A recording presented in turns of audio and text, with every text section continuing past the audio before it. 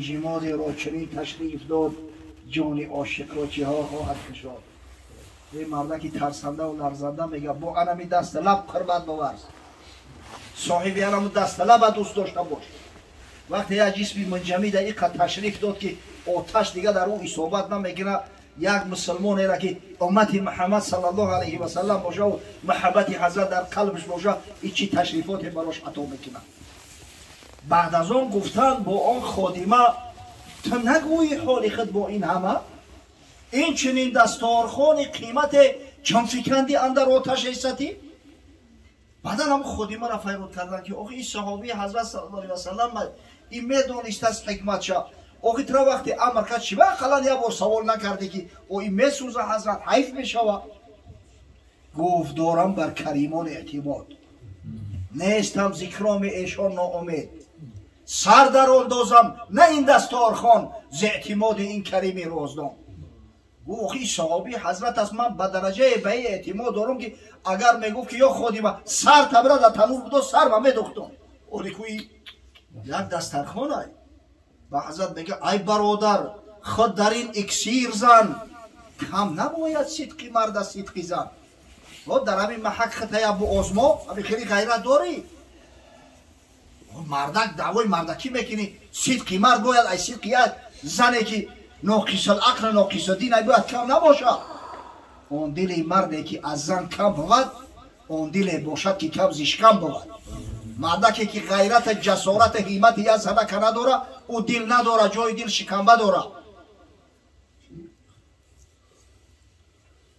ابکانی سلاس سه چیز حضرت صلی الله علیه و سلم گو مرا گریان میکنه: فراق محمد صلی الله علیه و سلم اصحاب بزرگوار حضرت، و حول المطلع عند غمرات الموت، همون حالت سکرات مرگ، همون حالت خانه سوخته شیطان چنان هجوم میاره، چنان فتنه ها میکنه، پیش چشمت چیزایی را مصور میگردونه، چنان وسوسه هایت میانگیزه که وزنی ترین حالت و وضعیت برای هر یک شخص همین حالت است.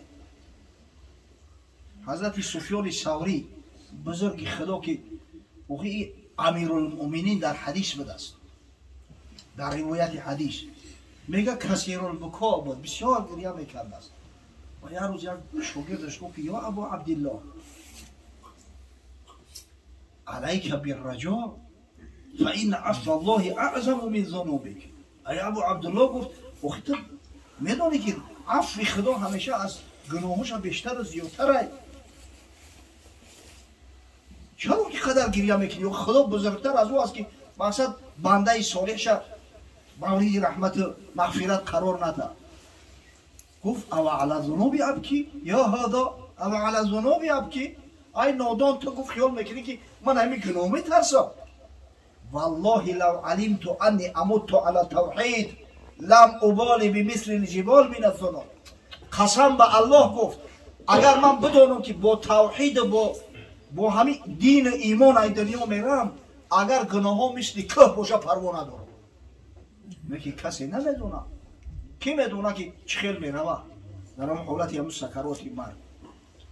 حضرت عبدالله ابن مسعود میگه که اگر یک شخصی مدمن الخمر، آدمی که پیوسته شراب بنوشه، توبه نکرده از دنیا بروه، برای گورش کرده و را حبس کنه، روز دیگه برای قبرش بکنه، اگر روش میگه از جهت قبله گشتگی نباشه، خون من برای شما را حلال. حبس با او خاطر کنه که با گمان نکنه که من رفته روش گردونده باشم. کسی نمیدونه آخی حالت. مردی مسلمان همیشه باید به هم یاد همین حالت باشه که همین حالت به اثر هممون میآید، علاج نداریم. ای دل صفت نفسی بدندهش مگیر، بوجهل نی صورت از این بیش مگیر، کوتاهی عمر بینگر غره مشو، چندین عملی دراز در پیش مگیر. یک شیخ بدست یک توتی داشته، همین توتی را همین بگه به همین چوجگیش سخن یاد دادن، همین دویم در همین دهانش سبحان الله الحمدلله لا اله الا الله الله اکبر غیر همین چهار کلمه زیبا توتی دیگه هیچ را نمیدونست است، فقط سبحان الله، الحمدلله، لا اله الا الله، الله اکبر. یا شب یا پشک هجوم میکنه بالای قفس، توتی را میکشه، میخوجه میکشش. دیگه شیخ در بالای همون قفس گریه داره، مریداش بیاین میگن حضرت اوخی 100 توتی فدای تو باشد، نه خب برای توتی گریه کنی، پگه میره مای بزرگ 100 تاشا میخره میاره، ای نخوامی کیلوی گریه باشد. او به خدا قسم من برای مردن توتی گریه نداره. همین توتی ای همین چوجگیش فقط سبحان الله میگفت و الحمدلله، لا اله الا الله، الله اکبر. وقتی همون پشک خانه سوخته هجوم کرد فقط چخ کشیده، دیگر از سبحان الله گفت نه الحمدلله گفت، نه فقط چخ کشیده. همون ساعت اجل در یادم اومد که من چیکار میکردم باشم. آیا همین کلمه شهادت در اون حالت به زبانم میاد باشه یا نه؟ میره غیر پروردگار کسی نمیدونه. ببینید سلمان فارسی کسی هست که حضرت صلی الله علیه و سلم میگه سلمان مینا، سلمان از ما است، اهل بیتی. حضرت سلمان اهل خاندان منه. اینقدر میگه همین هر وقتی که به یاد مرگ میرسم، یاد همون سکرات مرگ لرزم میگیرم، میگم گریان میشم. والوقوف بین یدی رب العالمین، و همیشه گریان میشم از همون حالتی که در پیش پروردگار راست میمونم. حین لا ادری الی النار انصرافی ام الی الجنه، حالتی که نمیدونم عاقبت کارم چی میشیده باشه، نامه اعمال به دست راست میداده باشه یا به دست چپم، یا دستم از پشت گردانده و از طرف پشت میداده باشم مثل منافقا. روز قیامت آمنا و صدقنا ساعت میشود که بین الله ذوالجلال و بین بنده نه حجاب است نه ترجمان است. هر کس همونجا در نزد پروردگار راست ایستاده و سوال جواب میشود. خداوند بزرگ تمام نعمتهایی را که برای داده است یک یک از پیش نظر میگذرونه. ای بنده امیره دادم، امیره دادم، امیره دادم، در عوض چی آوردی؟ لا تزول قدم عبد یوم القیامه حتی یسأل عن عمره فيما افناه و عن جسمه فيما ابلاه و عن ماله من اين اكتسبه و فيما انفقه و عن علمه فيما فعل. فردا روز قیامت به هیچ کس اجازه قدم زدن داده نمی شود تا زمانی که خداوند از 4 چیز نپرسد. از همین عمر میپرسد که ای عمر نازنین را در چی فانی کردی؟ از این جسم نازنین میپرسد که این جسم در چی فرسوده کردی؟ از مالت میپرسد که مال به چی راه کسب کردی و در کجا صرفش کردی؟ باید از این مال 2 سوال میشود. و نهایت از علم میپرسد کسایی که علم دارند که آیا همون علم استفاده بردی؟ نعمت پروردگار را به کسایی که مستحق هستند رسوندی؟ حق تعالی خلق را گوید به حشر ارمغان کو از برای روزی نشر؟ هنچی آورده دستاویز را ارمغانی روزی رستاخیز را؟ میدونسته که همین روز می آید چی آورده قطی تو؟ دست پا دادم چنبیل کلن من ببخشیدم زیخدان کی شدم. وی دست پای نازنینه که سبحان الله بیل کلن چی است؟ همین بهترین زورترین اکسکواتر جهان عمل یک پنجه انسان کرده نمیتونه. چشم گوش و هوش و گوهرهای عرش خرج کردی، چی خریدی تو زی فرش؟ همین نعمت بینایی را آیا یافته می شود تو دام خدا؟ یا فکر کنید در خبر همین امام غزالی قصه میکنه در یک سگ در بین راه افتیده از جان داده است، در بالای سرش یک عربی گریه داره وا کربا وا مصیبت ها. سائل بگذشت و گفت این گریه چیست؟ نوحه و زاری تو از بحر کیست؟ یک مسلمان از راه میگذشته از وقت گریه ای را دید برادر ماتم داره، اومد گفت برادر چی مصیبت از بالات اومده است؟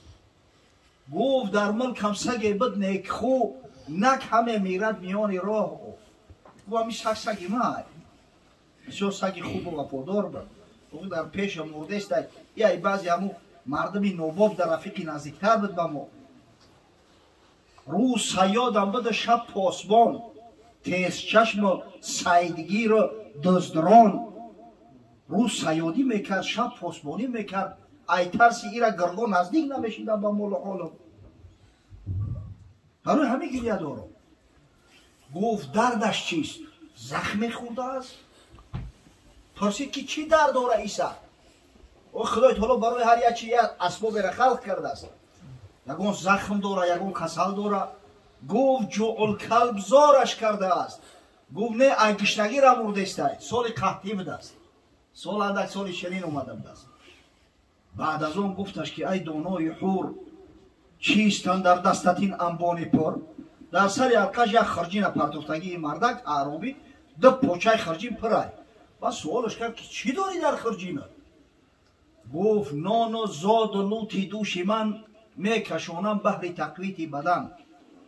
یه عربی گفت برادر از بس که سفر داشتم زنک افر میدم، یا بزک کشتیم او پس کردیم در چپاتی پیچوندمش همین خراکم های گجای گشتموندم یاد نولا میخرم رحمت هم میتم بیلا. گفت چه ندهی بدون سگ نان و زاد؟ ای خونت پریگندم. گفت آخی سگی وفادار در پیشت مرده است، بالاش در نوحه و گریه داری، یک خرجین نون و گوش داشته او میبری یک گردک بکش ده گشتگی را نبره. گفت چه ندهی بدون سگ نان و زاد؟ گفت تا این دم تا این حد ندارم مهردار. برادر گفت دوستش میدارم و با او مقداری نه که لقمه دهنی خدمت بگیرم در ایبتو. گفت خاکت بر سرای پرباد مش، که لبی نان پیشی تو بهتر زی عشق. هر دو بری رود سیاه گفتواری محبت. محبت همی خیلی بشوه یا تیکنون از دوست دریغ بداری. خیلی محبتی دروغی با کی در کاره؟ محبت این بابای حاجی داره که در جشن مولود رسول الله صلی الله علیه و سلم ایثار کرده است، صرف خرج کرده است، دعوت کرده است بزرگان را مهمانان را نان و طعام داده است. با حضرت را دعوت کرده است که صحبت کنم، نعت نشید در وصف رسول الله صلی الله علیه و سلم بخونم. ان شاء الله همه این خبرها را نزد حضرت صلی الله علیه و سلم میبرند و یقین دارم که روح رسول الله صلی الله علیه و سلم در عالم برزخ از بابای حاجی میزبان و از مهمانانش که الحمدلله به خاطر تجلیل جشن حضرت صلی الله علیه و سلم شرکت دارند خشنود و راضی میگردند. بکیت من فراق الاحبه محمد صلی الله علیه و سلم و علیه. حقیقتا اصحاب گریه میکردند. وقتی که مرگشون نزدیک میشید می اومدن خیش تبوراش و مصیبت ها و کربا، شخص های مثل حضرت بلال می گفتن که زنک و کربا نگو و تربا بگو. غدا القا احبه محمدا صلی الله علیه و سلم و صحبه. فردا من دوستا و محبا ملاقات میکنم، حضرت رسول الله صلی الله علیه و سلم اصحاب گرامیش ملاقات میکنم. برای مرا این توی خرسندی های تو و کربا نگو و تربا بگو. این مردای خدا کجا شدن؟